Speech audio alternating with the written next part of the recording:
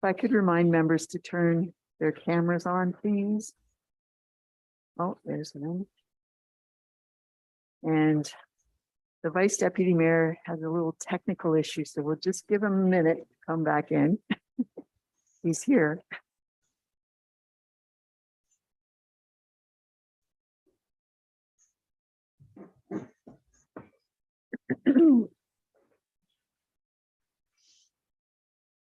He was going to see Morgan.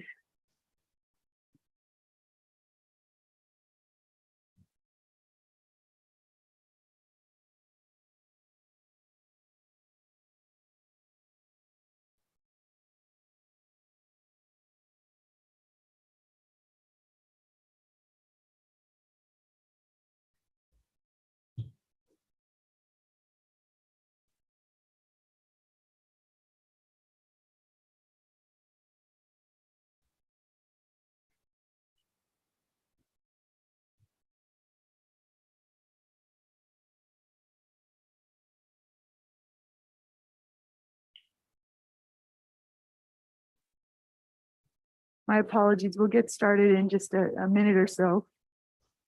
Just give the Vice Deputy Mayor a chance to figure out his computer issue becoming. Okay. Well, I'm going to call to order this meeting of the Committee of Adjustment for Saugeen Shores. It's January the 16th, 2023. It's 5:01 p.m. And I just want to acknowledge that present at the meeting is Councillor Rachel Stack, myself, Deputy Mayor Diane Huber, and we have 4 public members of the Committee of Adjustment: Richard Bennett, Chad Zimmerman, Nancy Darlington Smith, and Michael Martin. And in just a moment, you'll see the Vice Deputy Mayor, Mike Myatt, back on the screen. And I can see on my screen that we have a couple of members of the public here that they'll come up as the agenda item that they're interested in shows up on the agenda. I do want to read the land acknowledgement. We acknowledge that we are meeting on the traditional lands and treaty territory of the Saugeen Ojibwe Nation, which consists of the Chippewas of Saugeen and the Chippewas of Nawash unceded First Nation. We understand this land holds immense significance to the people of Saugeen Ojibwe Nation.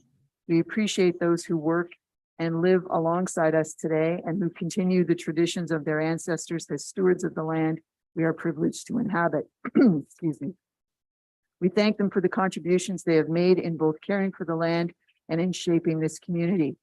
We commit to truth and reconciliation, to acknowledging the truth about what happened to Indigenous peoples because of colonization, and to reconciliation, which begins with each and every one of us.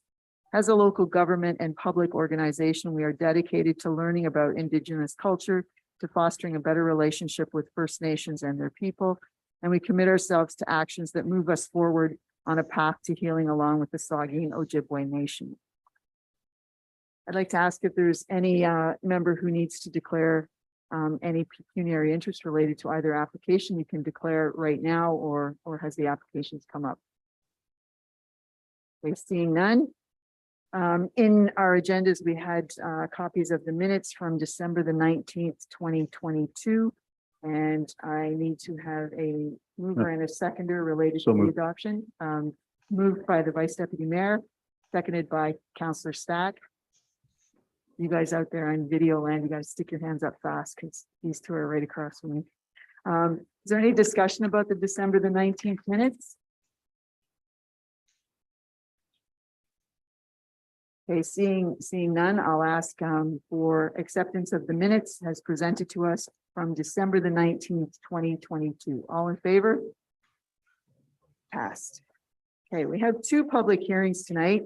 The first one, 5.1 on your agenda, is a minor variance application A-2021-085. And it's James Kemp's, and the address in question is 20 North Rankin Street, and that's in the former town of Southampton. And first we'll receive a report from the planning staff, and then committee members will have a chance to ask questions of a technical nature And then I don't believe we have anybody from the public interested in this application who's in attendance, but we'll ask for their comments, and then there will be further discussion by the committee. So if I can ask the planner to make the report, and I guess that's Jillian Smith. Hi, good afternoon or evening.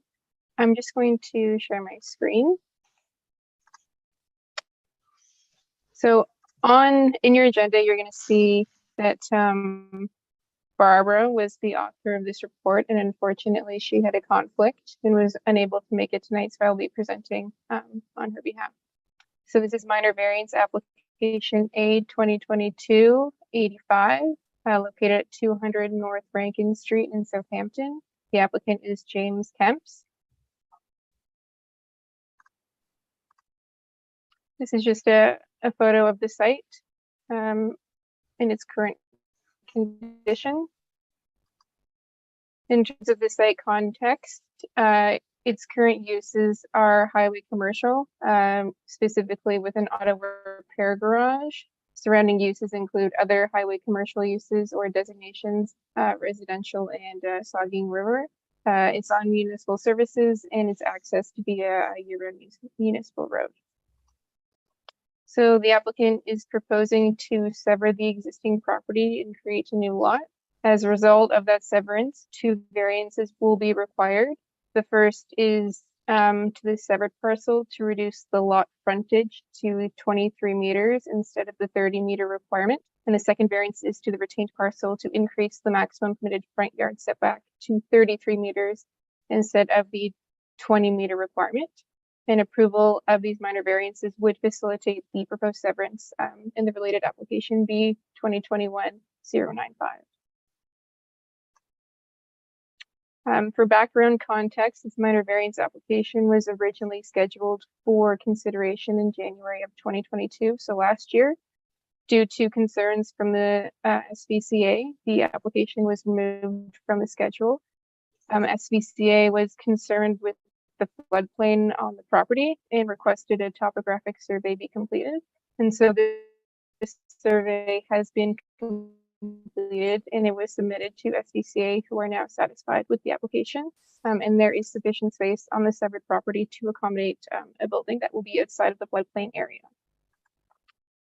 As mentioned, this is a summary of the SVCA comments. No other concerns were brought forward by the agencies, and no public comments were received either. So the Planning Act requires that minor variances meet 4 criteria.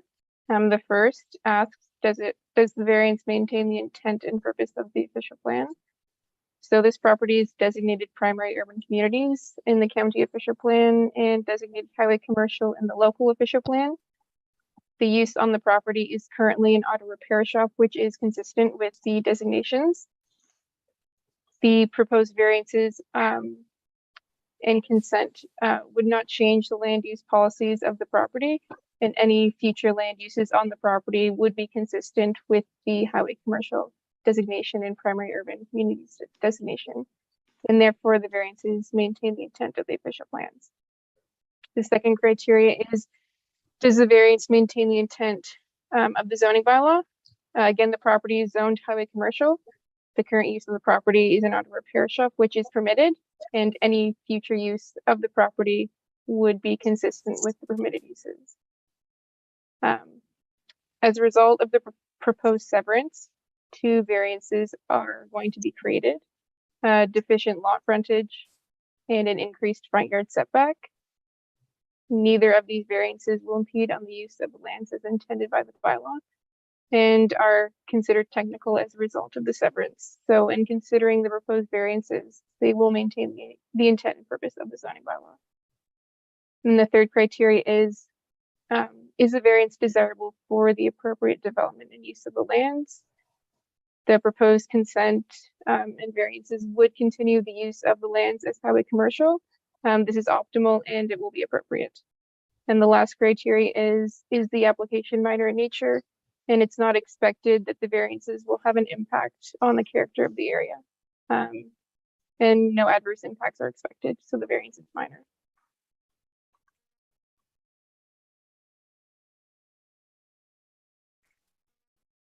So for a summary, there are two variances being proposed. The first to reduce the lot frontage of the severed parcel to 23 meters instead of 30 meters, and to increase the maximum front yard setback the severance of the property. That concludes my presentation. Thank you.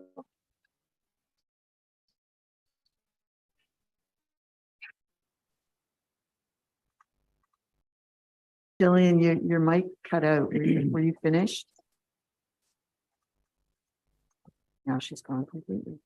I was finished. Yes, I just got a notification that my internet is cutting out. Okay. Well, hopefully you can stay with us for a bit. I don't believe there's any members of the public participating in the meeting related to this application. Is that correct? Okay. Well, now I'll open it up to the committee for discussion or questions. Vice Deputy Mayor Myatt. Thank you, Madam Chair. Just the only I'll be supporting this application. I think it's good use of property. And the only question I had from you, Chair, to Jay. So under the town of Saugeen Shores, the agency comments, right? Said it should be ensured severed lands are large enough to accommodate the types of highway commercial uses that may be constructed over the foreseeable future. What kind of control, Jay, do we have on that if this is approved this evening?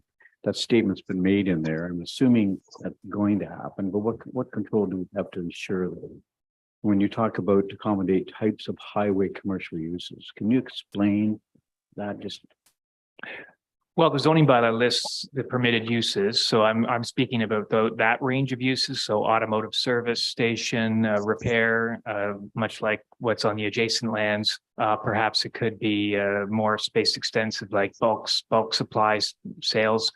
And the reason we're asking that question to the planning department is we want to make sure their analysis takes that into consideration, and it's not meant to be taken lightly because in Southampton in particular, it is a unique highway commercial environment where the lots aren't as large scale as you get in Port Elgin, but they still need to accommodate businesses. We want to make sure businesses can be located there, and the recommendation from the planner is that they still can. sure. So Jay, when you say that it should be insured, must be insured? If it should be insured, is it a must? Is it should? Realized I had my camera off.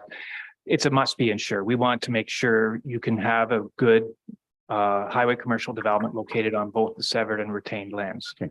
The only word I've just changed is instead of it should be insured, it must be insured. That's Okay. All. It's just a minor technicality. Well, it's meant to be as a question directed to for the planner to consider.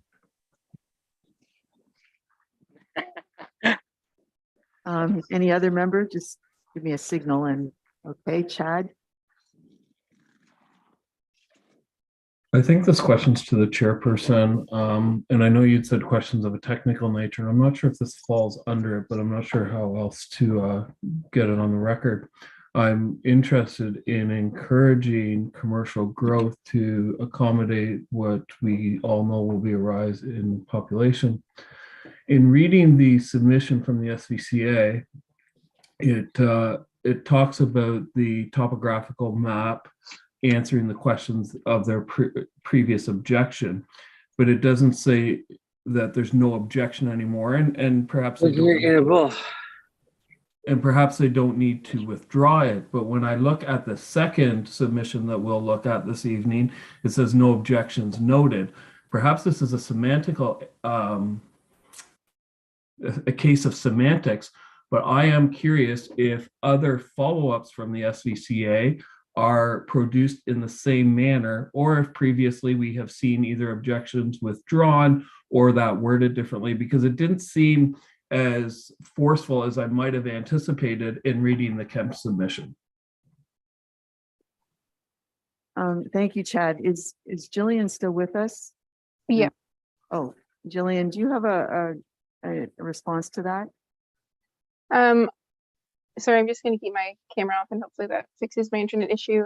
So when the SVCA provides comments, they typically use language such as that they're satisfied or not satisfied. And so for, at least in my case, for my report, for Bowman, I referred to it as no objection, just to be clear that there is no objection from the SPCA. But again, they typically would use language such as satisfied or not satisfied. Does that answer your question? Well, we're still on the Kemp's application, but I think even to add to that, because this application is coming back a second time, the first time it was before the Committee of Adjustment, it was deferred pending SBCA's further study and further review. Would that be fair as an assessment? Yeah, so there would be no need for them to say that there is no longer any objection. They are just providing new comments that are stating that their concerns have been addressed. Okay. I think in the future, Chad, we'll try and encourage when we're seeing an application that's coming back after a period of time, we'll try and get some definitive comment in there that kind of links the two things together, so that maybe you can see what's coming back now and how it relates to the first time. Would that be helpful? Thank you. Yes. Because we had no members of the public that were participating in this particular application, we've moved on from the technical questions. So opinions and comments and questions are possible now too. Would anyone else wish to speak? Nancy, go ahead. Thank you. Just a question pertaining to the topographical site sketch from May of 2022. It shows a pond on that illustration. Is it necessary to have some wording for the approval here? I'm assuming that has something to do with it being in a floodplain area, that they're looking for a water catchment area, or I'm wondering if that's not got relevance to the approval. Could I ask one of the planners, I don't know still which one is there, to indicate how the building envelope site gets created?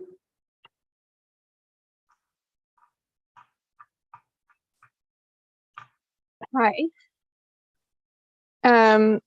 So unfortunately, I'm not overly familiar with this application. So I don't know if I could adequately address your question. If I may, through the chair. Ed, Karina. Yes, thank you for letting me speak this evening. So my understanding in speaking with Barbara and having reviewed the file is that on the severed lot, they would have a building envelope that would be required to meet all the setbacks set out in the zoning bylaw. What the updated topographical survey is showing is that the floodplain is now contained to the ditch line and does encompass in part, I think, a portion of that area identified as pond.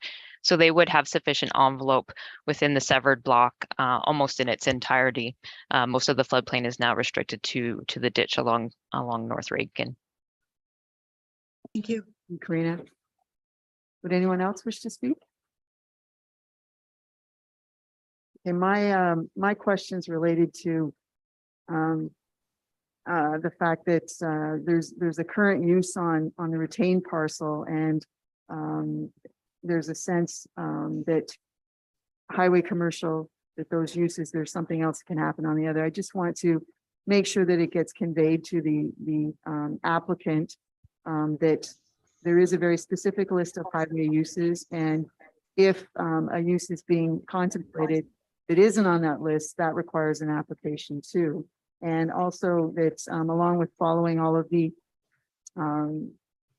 future requirement, or when they do things in the future, all of the regulations and requirements in the zoning bylaw, that there's also other municipal bylaws, such as the signage bylaw, that would be applicable in a commercial zone property.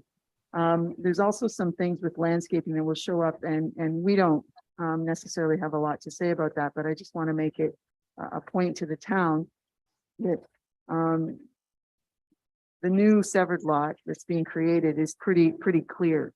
So there is a requirement for some landscaping, and because it's highway commercial, there's some specific requirements requiring the front yard be landscaped in a certain way and a certain percentage.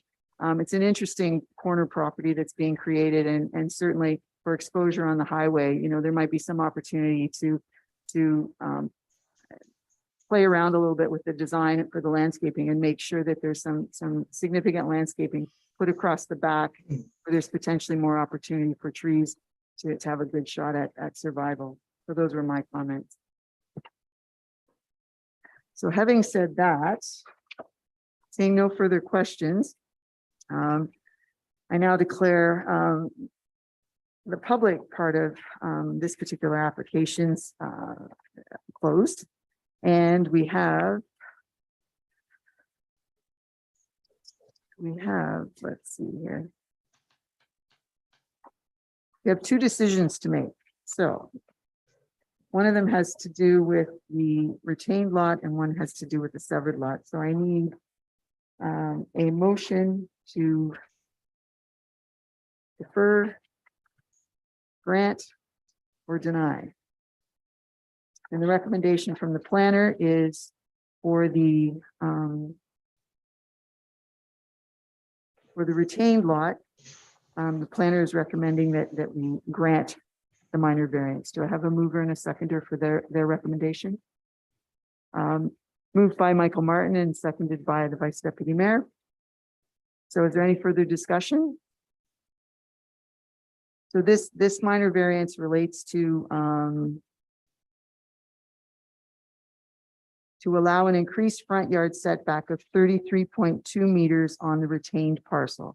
That is this minor variance. All those in favor? Okay, that passes.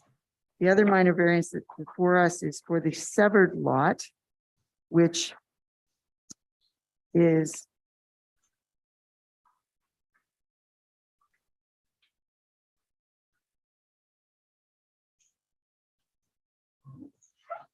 so the planner is also recommending that this minor variance be granted, and the variance is to allow a reduced lot frontage of 23.15 meters on the severed parcel. I need a mover and a seconder for that.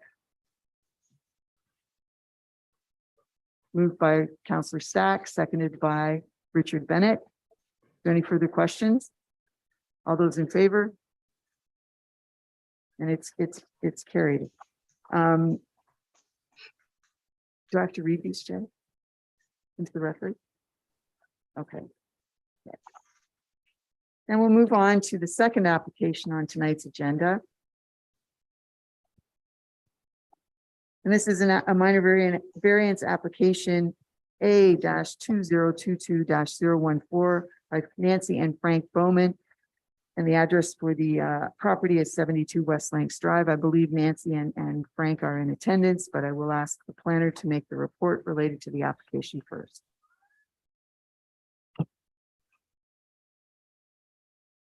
Thank you. I will share my screen.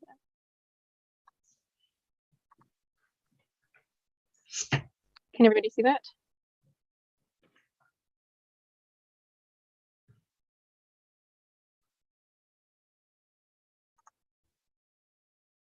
Yes.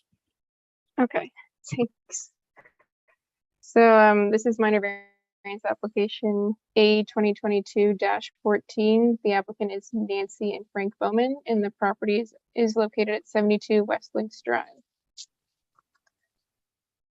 So the applicant is proposing one minor variance to increase the maximum lot coverage from 45% to 54%. Approval of the minor variance application would facilitate the creation of one single detached dwelling with a covered front deck and a covered back deck.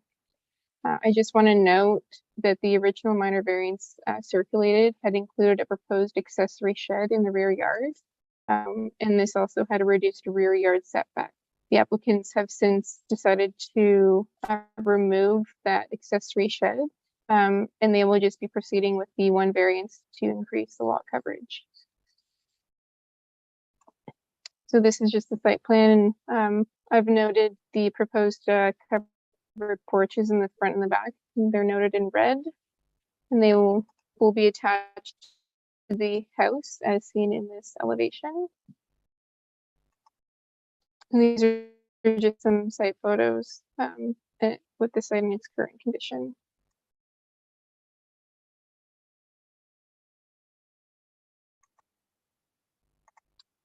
So the Planning Act requires that a minor variance meet 4 criteria. And the first question is, does the variance maintain the intent of the official plans? So the Bruce County official plan designates the property as primary urban communities, and the town of Saugeen Shores designates the property as special policy number 5, low density residential. Permitted uses include single detached dwellings. The subject property is also within the open space designation and is adjacent to hazard lands. The current mapping of the official plan is incorrect. It shows the majority of the property as open space.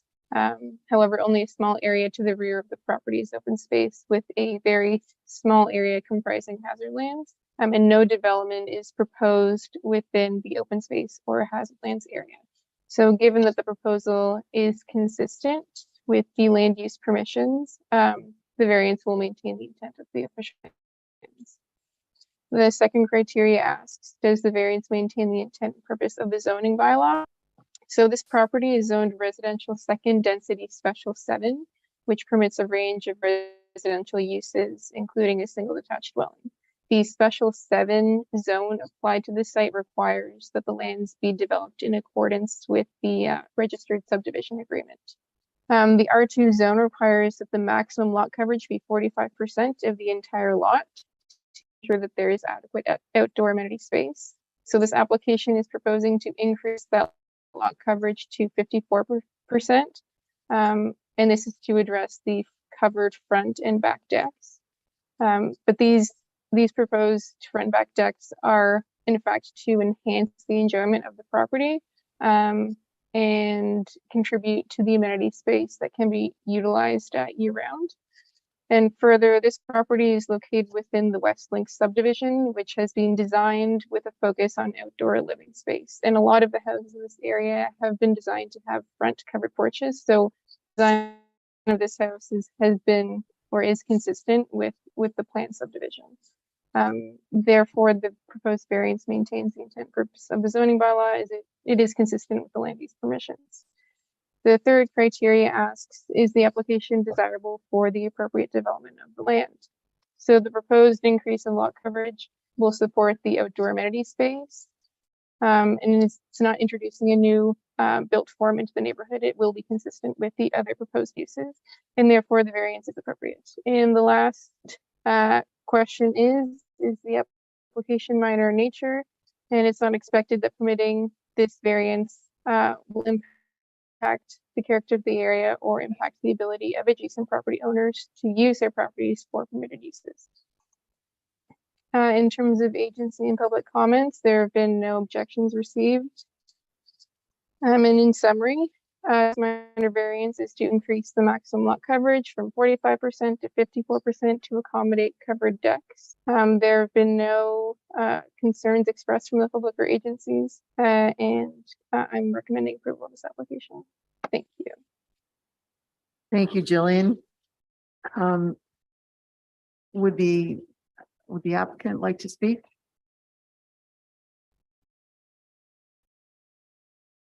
I can't see you, Jillian.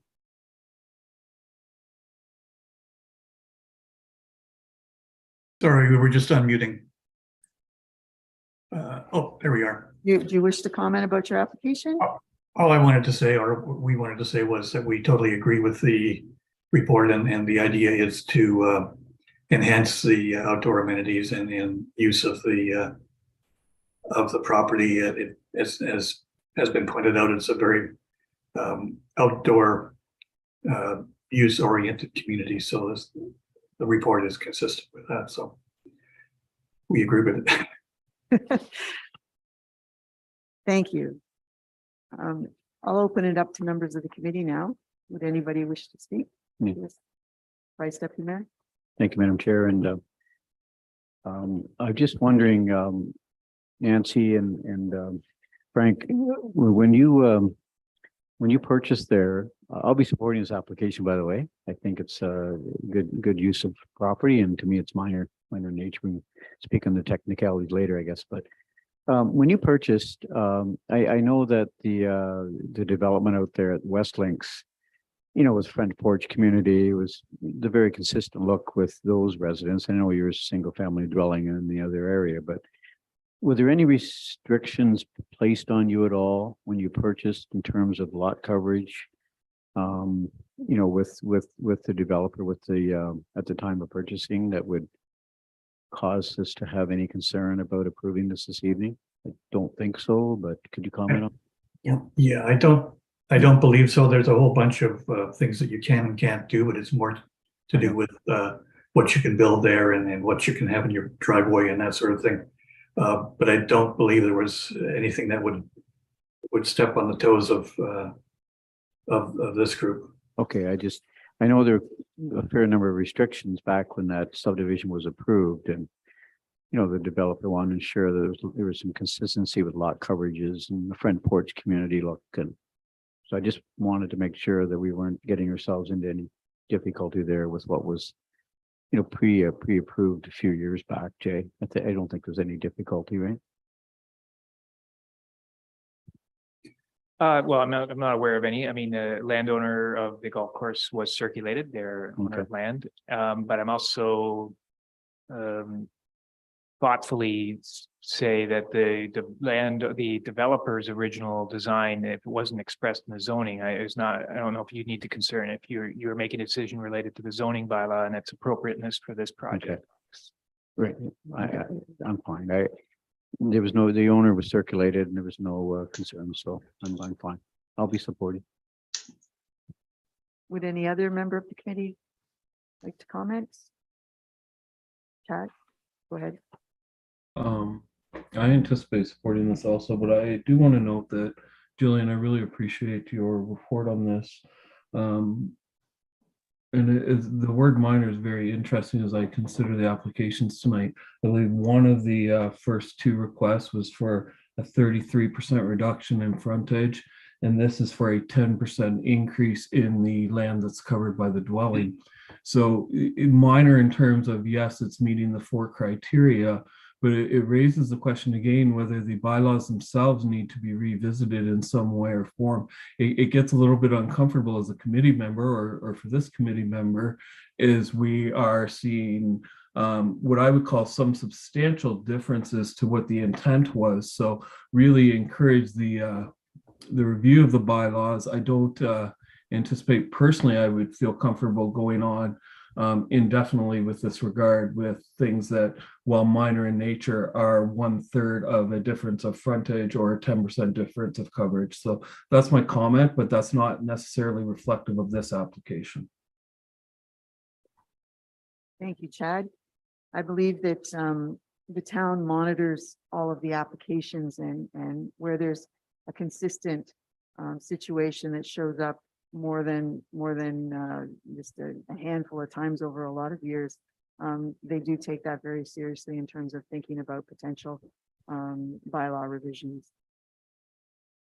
Michael, go ahead. Yeah, I'm in support of this application, and I think one of the really important parts of this is when you're looking at the increase of maximum area for lot coverage from 45 to 54, it's the nature of that coverage. So they're not putting on an extra. I think it's a very important bylaw to have. So the whole footprint, the whole lot is not consumed by building. But the nature of what that building is really, really important. And this is an open porch, which is consistent with the subdivision plan about more living, as opposed to putting on a 3rd bedroom, as opposed to putting on a 4-walled enclosed living room. So although I think the zoning bylaw is very, very important, this is something which I'm in support of because it is not that, and it's consistent with the subdivision agreement and its whole idea of what that land use and what the nature of the lifestyle out there is. Thank you. Thank you. Would anyone else wish to speak?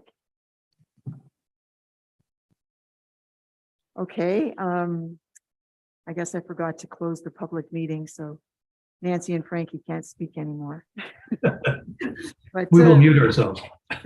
we do have a recommendation from the planner that the application for minor variance from comprehensive zoning bylaw 75-2006 be granted, and it is to increase the maximum lot coverage from 45% to 54%. And the address again is 72 West Links Drive in the former town of Cordell, or in Saugeen Township, sorry. Are there any further questions, comments from members of the committee? Now I'll call the question. All those in favor? The minor variance is granted. We haven't moved, Deputy Oh, Mayor. thank you. I need a mover and a seconder. Moved by the Vice Deputy Mayor, seconded by Nancy Darlington Smith. Now I'll call the question. Thanks, Chad. All those in favor? The application for minor variance from comprehensive zoning bylaw 75-22006 is then hereby granted. That motion carries. And it's subject to the following conditions. This is for the Bowmans. There are three conditions. Number one, that any future development on the property conforms to the provisions of the zoning bylaw. Number two, that the maximum lot coverage of the property be 54%. And number three, that the decision applies only to the proposed development as indicated on Schedule A, which is a drawing attached to and forming part of this decision. The only other thing on our agenda relates to a next meeting date. And there's a date there, February the 21st. At the moment, we're not aware of what might be on the agenda, so it's just there as a placeholder. It will be confirmed a little bit closer. Are there any other items that anybody wishes to bring up? Okay, then I need a mover and a seconder for adjournment. How about you, Chad? Moved by Chad Zimmerman and seconded by Rachel Stack, Councillor Stack. All those in favor? So the meeting is adjourned at 5:35 p.m. Thank you very much.